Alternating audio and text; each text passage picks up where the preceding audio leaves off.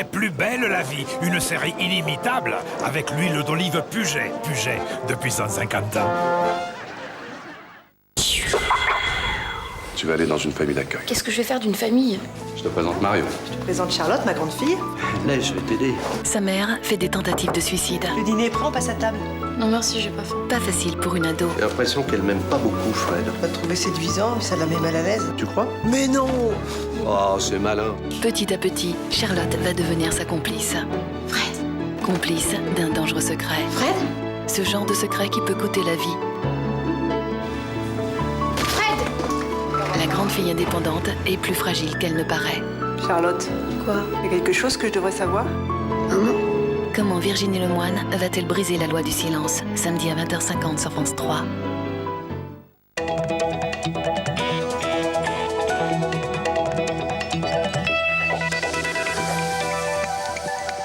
Madame, Monsieur, bonsoir. Bienvenue dans le Soir 3. Voici les titres que nous allons développer. Avant-dernière journée de campagne pour la présidentielle, les candidats tiennent leur dernier meeting. Nicolas Sarkozy à Marseille, Ségolène Royal à Toulouse, François Bayrou à Pau et Jean-Marie Le Pen à Nice. La suite de l'enquête sur le carnage du campus de Virginie. Les enquêteurs ont réussi à reconstituer le film des événements. Le tireur qui a abattu 32 personnes a envoyé des photos et une vidéo à une chaîne de télévision. Toujours aucune nouvelle des 2 travailleurs humanitaires de Terre d'Enfance enlevés au début du mois en Afghanistan. Un diplomate français est arrivé à Kaboul aujourd'hui pour évoquer le sort des 2 otages. Comment les ONG réussissent-elles à travailler sur place? Invité de ce journal, Thomas Gonnet de l'association Action contre la faim. Et puis des objets de tous les jours potentiellement dangereux. La communauté européenne publie un rapport qui pointe notamment du doigt les jouets fabriqués en Chine.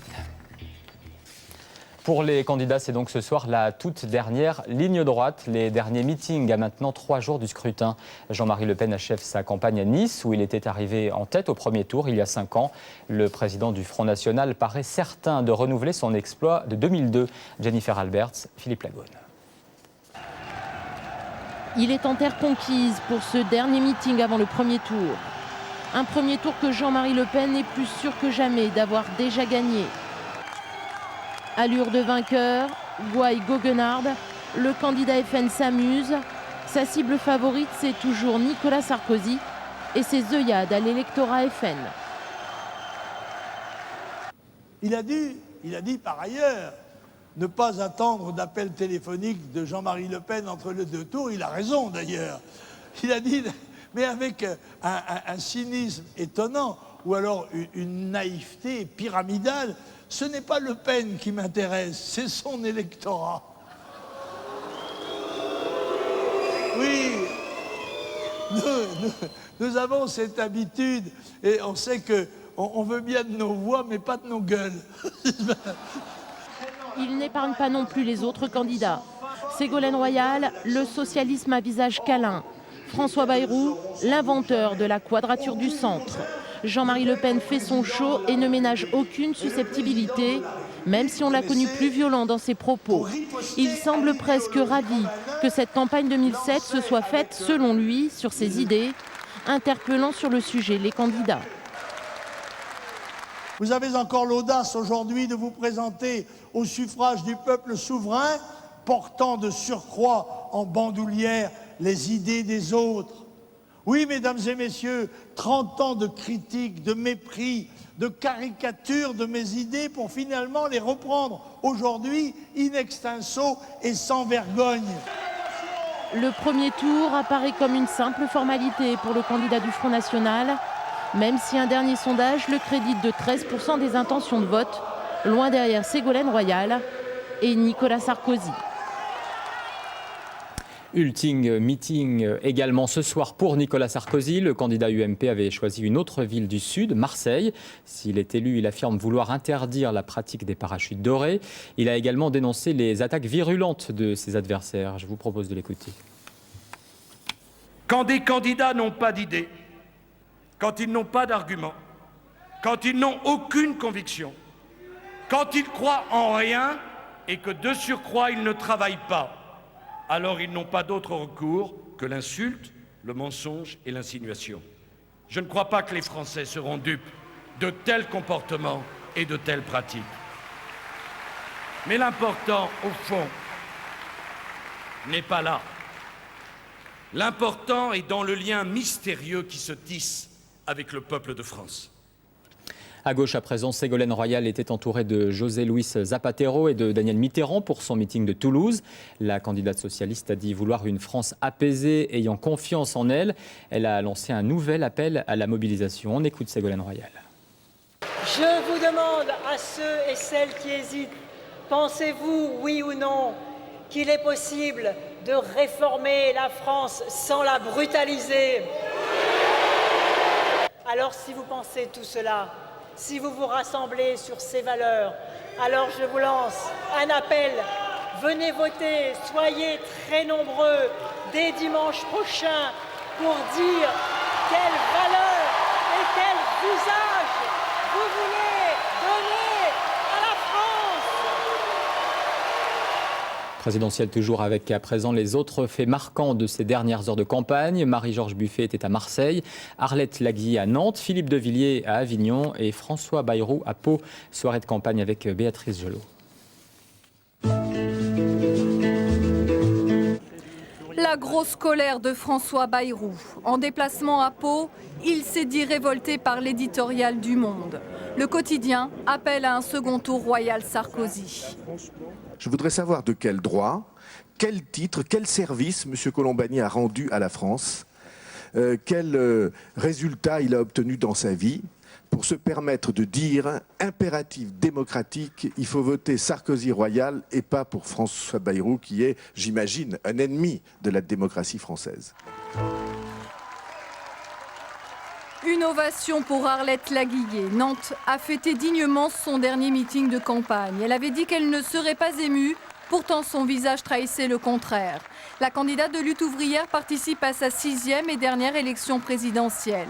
Ce soir, l'ancienne dactylo du Crédit Lyonnais aura encore défendu les travailleurs, fustigé les délocalisations et toujours la même peur à l'approche du vote. Il y a un petit peu d'angoisse pour le résultat des élections, comme à chaque campagne électorale, ce qui me paraît normal et je pense que tous les candidats sont dans le même état. Marie-Georges Buffet, très applaudie à Marseille. De quoi donner du baume au cœur à une candidate communiste qui ne parvient pas à prendre de la hauteur dans les sondages. Seulement 3% d'intention de vote. Pourtant, elle y croit encore et continue de fustiger le vote utile prôné par les socialistes. Mais ce soir, ses attaques les plus virulentes étaient dirigées contre ces rumeurs d'alliance entre le Front National et l'UMP. Ironie du sort, Nicolas Sarkozy est lui aussi ce soir dans la cité phocéenne. On parle de passerelle entre Nicolas Sarkozy et l'extrême droite. On parle d'un nouveau pôle ultra-conservateur. Alors moi je vous le dis, cette droite, cette extrême droite, il faut les battre le 22 avril.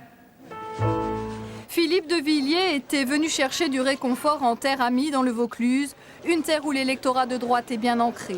Mais rien ne s'est passé comme prévu. Pas de bain de foule dans les rues d'Orange, la faute à une heure trop précoce et à un manque d'organisation.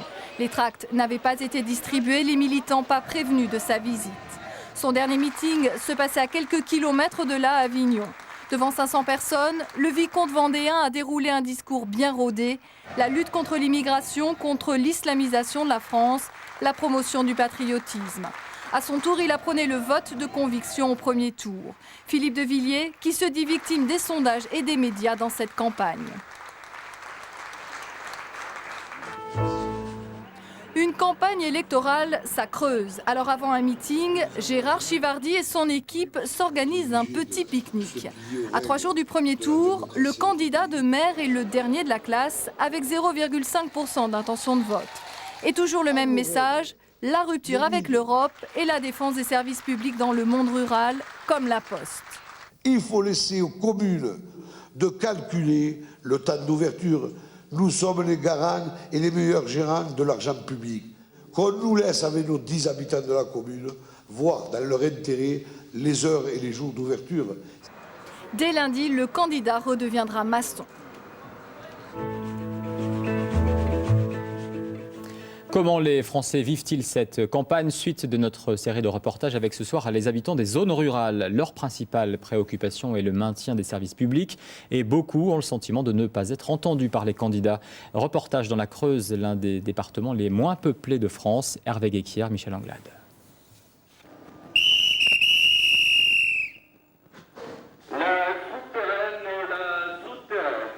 La Souterraine, une des 5 dernières gares de la Creuse. Il y en avait 12 en 1986 et apparemment les fermetures, ce n'est pas fini. Des résultats, il n'y en a pas. Pour le moment, rien du tout. On a eu les manifestations à Saint-Sébastien, puisqu'ils suppriment l'intégralité des trains à Saint-Sébastien, Saint-Sulpice-Laurière, les 2 gares encadrantes. Ils veulent nous supprimer à Argenton 50% des arrêts de train à Issoudun. Donc de la même chose au sud, sur Alassac et Userche. Et on ne peut être qu'inquiet. Parmi les usagers, certains sont même exaspérés. Et ça nous met en colère, monsieur, parce qu'en quelque sorte, à quoi servent nos impôts? Toujours pour les mêmes régions, pour les mêmes grands centres d'intérêt, mais la France s'est pas construite uniquement sur ça. Et pour moi, qui suis un fils de cheminot, je vous assure que j'ai quand même du mal, j'ai mal à l'âme de voir le centre-France partir à l'abandon comme ça. Philippe Richer est cheminot depuis 1974, toujours en Creuse, 33 ans de service. Actif plus retraité, ça nous fait 120 syndiqués, donc ça nous permet et quand 30 même années de militantisme à la CGT. D'un bon côté notre défense future, quoi. Son combat actuel, des pétitions pour éviter la suppression d'une quinzaine d'arrêts hebdomadaires à la Souterraine. Je demande que tous les candidats disent à la SNCF, aujourd'hui, nous voulons un service public digne de ce nom. Donc avec des arrêts, et mais avec un aménagement du territoire digne de ce nom, avec des trains pour aller à Paris, des trains pour aller à Toulouse. Tout le monde attend ça. La Souterraine, avec moins de 6 000 habitants, est la 2e ville de la Creuse. Le département, 130 000 âmes, a perdu plus de la moitié de sa population en un siècle et donc de nombreux services publics. C'est ce que constate amèrement Bernard Defay, président d'un collectif local. Cet abandon progressif dans les zones rurales, c'est vécu par les gens comme une espèce de dévalorisation de leur statut de citoyen à part entière. Le service public, c'est aussi l'hôpital. Oui, je suis perdu. Vous êtes perdu? Oui. Ici, à la Souterraine, spécialisée dans la gériatrie. Ce n'est pas un luxe, un habitant sur 3 en Creuse a plus de 60 ans. On fait des choses ici que si on devait le faire avec des critères de rentabilité, on ne pourrait jamais les faire. Ce qu'on fait, c'est vraiment dans le but de pouvoir servir à la population. Bonjour messieurs, dames. Les patients très âgés comme Suzanne ont aussi le sentiment que leur petite campagne ne compte plus. Bien sûr que nos hommes politiques les oublient un peu. Tout baisse, tous les hameaux, tous les villages, il ne reste personne. C'est terrible. La crainte ici, c'est que la Creuse devienne un jour un désert, qu'on traverse très vite, sans plus jamais s'arrêter. Peu à peu, les enquêteurs parviennent à reconstituer le film de la tuerie du campus de Virginie. L'étudiant sud-coréen qui a tué 32 de ses camarades et professeurs lundi avait tout prémédité. Les Américains ont découvert avec beaucoup d'émotion des photos et même une vidéo que le tireur a envoyée à une chaîne de télévision. Ce soir, un nouvel extrait de la vidéo a été diffusé. Olivier Poncelet. Voilà, c'est fini. C'est là que tout s'arrête. C'est la fin du chemin. Ma vie était terrible, pauvre vie. Pensiez-vous que je voulais faire ça? Pensiez-vous que je voulais mourir comme ça? Même dans 1 million d'années, je n'aurais jamais voulu faire ça. C'est le meurtrier lui-même qui aurait envoyé cette vidéo à la chaîne NBC par colis postal le matin même du drame. Dans le colis, de nombreuses photos dans des poses et avec des armes différentes, dont les 2 pistolets qu'il utilisera plus tard. Sur plusieurs clichés, il mime son suicide. Toutes ces images font la une des journaux américains. Il y a 23 minutes de vidéo, plus de 40 photos, 23 pages de texte. Je veux dire, il y a plein d'informations très précises. Des informations si précises que les étudiants de Virginia Tech ont eu du mal à les regarder. Évidemment, il voulait que tout le monde voie ces images le plus rapidement possible après la tuerie. Je pense tout simplement que ça rajoute à notre tristesse et à notre nervosité. Sur le campus, on se demande toujours ce qui a poussé ce jeune étudiant en littérature à abattre froidement 32 personnes. Je crois que c'était un solitaire. Je l'ai croisé à la cafétéria, il mangeait seul, il regardait la télé seul, et je l'ai vu il n'y a pas longtemps à la salle de gym. Là aussi, il était seul. À Séoul, des reporters ont retrouvé sa grande tante, qu'il a gardée quand il était petit. C'était un beau petit garçon, mais il ne parlait pas. Il me regardait, mais ne disait pas un mot. Moi, je pensais que c'était un enfant autiste. Autiste, ce n'est pas vraiment le diagnostic qui s'impose aux psychologues après coup. Donc tout ceci évoque malgré tout, probabilité, je n'affirme rien, pour ce qu'on appelle un processus schizophrénie, donc la fameuse maladie, la psychose schizophrénique. Cho Seung-hui a déjà été interné dans cet hôpital psychiatrique il y a 2 ans pour avoir harcelé 2 jeunes femmes. Il en était rapidement ressorti. Il semble que depuis, il n'était pas suivi. On est toujours sans nouvelles des 2 travailleurs humanitaires de l'ONG Terre d'Enfance enlevés en Afghanistan au début du mois. Aujourd'hui, Jacques Chirac a appelé son homologue afghan Hamid Karzai. Dans la journée, le Quai d'Orsay avait dépêché à Kaboul son secrétaire général. Officiellement, le diplomate va tenter de trouver une issue à la crise. Le gouvernement afghan exclut pour l'instant tout échange de prisonniers avec les talibans. Alexandra Marie, Robin Touboul. Entre les mains des talibans depuis maintenant 15 jours. Sur cette vidéo envoyée samedi par leurs ravisseurs, les 2 otages français et leurs 3 accompagnateurs apparaissaient déjà très affaiblis. Depuis, plus aucune nouvelle. Personne ne peut se prononcer sur leur sort et le ministre des Affaires étrangères préfère rester prudent. Aujourd'hui, vous avez bon espoir? Aujourd'hui, c'est dans la discrétion qu'il faut travailler, mais aussi dans une très grande motivation, une très grande détermination qui est la nôtre pour obtenir la libération de nos 2 compatriotes et de leurs 3 accompagnateurs afghans. Je viens de décider d'envoyer le secrétaire général de mon ministère à Kaboul aujourd'hui et demain pour parler aux autorités afghanes. Sur place, le secrétaire général du Quai d'Orsay devrait rencontrer le président afghan Hamid Karzai et Jacques Chirac s'est entretenu personnellement avec lui au téléphone cet après-midi. Mais les autorités afghanes restent fermes, tout échange de prisonniers est exclu.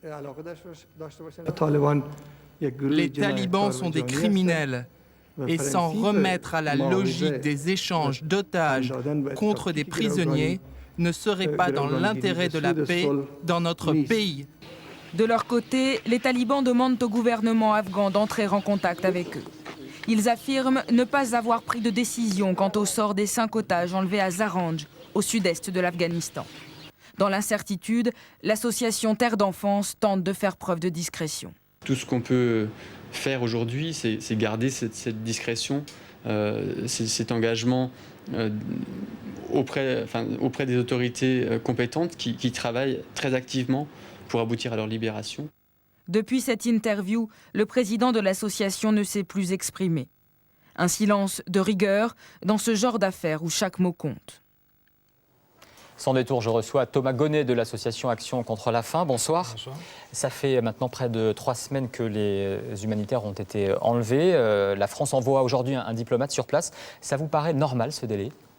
Oui, parce qu'en fait, négociation d'une libération d'otages est souvent un processus très long, très compliqué, qui implique parfois de nombreux interlocuteurs. Et donc 3 semaines, c'est effectivement un temps à la fois très long pour les familles et pour les personnes qui ont été prises en otage, évidemment, mais malheureusement, c'est un phénomène que nous avons l'habitude de voir. Alors vous ne travaillez plus dans la zone où ont été enlevés les 2 Français, pour quelle raison ? Alors Action contre la faim intervient en Afghanistan. Nous avons effectivement travaillé à une époque dans la région de Nimrouz, à la frontière avec l'Iran. C'est une région dans laquelle nous n'intervenons plus pour des raisons de sécurité. Nous travaillons aujourd'hui à Kaboul, nous travaillons dans la région centrale de Zarajat, dans des zones où nous savons que nous pouvons intervenir auprès des populations civiles à travers des programmes de nutrition, d'approvisionnement en eau potable. Mais les conditions de sécurité sont vraiment les premières conditions pour pouvoir intervenir, évidemment. Et cette région-là a été considérée par notre organisation comme trop dangereuse pour pouvoir permettre une intervention. Depuis l'enlèvement, vous avez reçu de nouvelles consignes de sécurité ? Non, parce qu'en fait, les règles de sécurité pour Action contre la faim sont les mêmes. Nous sommes extrêmement vigilants, extrêmement rigoureux dans la gestion de la sécurité. Nous avons des plans de sécurité qui impliquent des couvre-feux, des limitations dans les mouvements des équipes. Et évidemment, nous sommes toujours très prudents, quel que soit le contexte. La situation évolue en Afghanistan. Elle n'est pas toujours la même d'un mois sur l'autre, d'une année sur l'autre. Le contexte change et il faut adapter notre action en fonction de ce contexte. Justement, très concrètement, on ne peut peut-être pas tout dire, mais comment ça se passe une journée d'un travailleur humanitaire en Afghanistan ? La première chose est évidemment d'avoir des informations d'actualité, d'être toujours en contact avec le terrain, avec les populations. Nous sommes d'ailleurs en contact direct, c'est un des prérequis de notre intervention. Avoir des relais au niveau de la communauté, auprès des populations, auprès des autorités locales. S'assurer que notre présence est bien perçue, elle est comprise, que nous sommes là de façon impartiale, neutre, et que ces règles-là d'intervention soient reconnues et entendues par ces populations, et que nous travaillons en collaboration avec les populations, les bénéficiaires des programmes. Quelle est l'attitude, selon vous, à adopter avec les ravisseurs ? Vous regrettez par exemple que le président afghan ait négocié la dernière fois pour la libération du journaliste italien ? C'est extrêmement difficile de se prononcer, de porter un jugement sur cette négociation. D'une part parce que nous n'avons pas les éléments en main pour porter ce jugement, et puis d'autre part parce qu'effectivement, comme je le disais tout à l'heure, c'est extrêmement compliqué. Tout ce qu'on peut espérer, évidemment, c'est une libération le plus rapidement possible de ces 5 otages, les 2 Français, les 3 Afghans, en bonne santé, le plus rapidement possible. Pour le reste, c'est, je dirais, aux diplomates, aux responsables politiques afghans. Enfin, quand même, ça ne fait pas monter le prix des humanitaires sur place. On imagine que c'est une cible facile, encore plus peut-être. Il est vrai qu'on est évidemment très inquiet de voir des négociations et des prises d'otages qui se multiplient et qui finalement finissent par alimenter un business qui soit évidemment préjudiciable à notre capacité à intervenir sur le terrain. J'évoquais la sécurité comme première condition. Si demain ce genre de kidnapping se multiplie à travers le territoire, ça réduira d'autant nos capacités d'intervention auprès des populations. Et je sais que les besoins sont considérables en Afghanistan aujourd'hui. Thomas Gonnet, merci beaucoup d'avoir accepté l'invitation du Soir 3. Merci. Des jouets qui peuvent faire mal, la Commission européenne a rendu son rapport annuel sur les produits dangereux pour les consommateurs. Les jouets sont les produits les plus souvent incriminés devant les appareils électriques et plus de 80% d'entre eux viennent de Chine. Pascal Verdeau, Tahar Nasri. Un trotteur qui sert à aider les enfants qui apprennent à marcher, il a été testé, il n'était pas conforme, il ne résiste pas au poids de l'enfant, il s'effondre, donc assez dangereux pour un petit enfant. Ici, on a un bouilloire qui nous a été notifié, prêté par les autorités néerlandaises. Bon, vous voyez, il a été testé, il n'a pas réussi son test. Un ours en peluche, des briquets, des fers à repasser, un sèche-cheveux. Le rapport du système d'alerte européen RAPEX ressemble à l'inventaire de Jacques Prévert. Chaque vendredi, ce fonctionnaire met en ligne les notifications de produits à risque communiquées par les différents États membres. En 2006, la moitié des biens dangereux provenaient de Chine. La Commission a signé en septembre 2006 ce qu'on appelle une feuille de route pour des jouets plus sûrs avec les autorités chinoises. Et l'objectif, c'est d'arriver à une meilleure sécurité des jouets qui arrivent sur le marché européen. Et les Chinois jouent le jeu. Les Chinois jouent le jeu, ils sont bien conscients de l'importance économique de l'enjeu pour eux. Chez les importateurs, la vigilance domine. Dans cette société belge qui réalise 60% de son chiffre d'affaires dans le jouet, le contrôle des produits importés est la norme. Test mécanique sur ces dalles destinées aux enfants de moins de 3 ans. Nous appliquons une torsion sur tous les petits éléments qui sont préhendables par les doigts d'un enfant. Et voilà, là c'est un vrai problème de sécurité qui doit être testé parce que nous aussi, pour nos importations, nous demandons des tests, des rapports qui sont faits en Chine par des labos officiels, mais nous effectuons nous-mêmes aussi encore des tests. Plus de 900 produits présentant des risques graves pour la santé et la sécurité ont été recensés l'an dernier. La surveillance des marchés, selon la Commission de Bruxelles, est de plus en plus efficace. Qui pour décrocher la Palme d'Or du 60e Festival de Cannes. La sélection officielle a été dévoilée cet après-midi. 22 films seront en compétition, dont 3 français. Parmi les stars, on attend notamment sur la croisette George Clooney, Catherine Zeta-Jones ou encore Brad Pitt. C'est le cinéaste britannique Stephen Frears qui présidera le jury. Le Festival de Cannes, c'est du 16 au 29 mai. Enfin, Da Silva, c'est le choix de Soir 3, notre rubrique préparée par Fabienne Blévis, à mi-chemin entre Cali et Raphaël. Le chanteur-guitariste vient de sortir un deuxième album au titre aussi prometteur qu'optimiste, De beaux jours à venir. Au programme, guitare acoustique, ukulélé et mandoline, des mélodies simples et des airs accrocheurs, des chansons d'amour et toujours cette voix rauque. Un album insouciant qui respire la joie de vivre. On l'écoute. Et même si je sais que l'on parle de moi, que certains se réjouissent alors que d'autres prient pour moi, je vais et je ne les entends pas.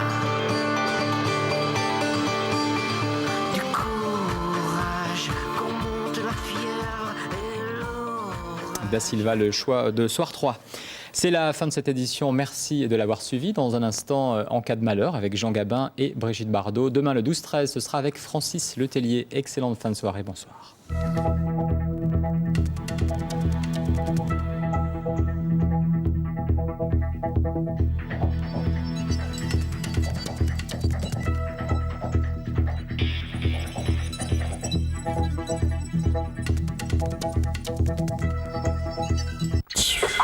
Vous les connaissez tous et pourtant vous ne les avez jamais vus en couple. Comment mes invités conjuguent-ils amour, réussite et célébrité? Réponse avec Rosalie et Alain Afflelou, Dave, Ève Ruggieri, Jérôme Bellé et Isabelle Morizet, notre célèbre Karen Cheryl, suivi du témoignage bouleversant de la fille unique d'Annie Girardot. Vie privée, vie publique, c'est tout de suite sur France 3.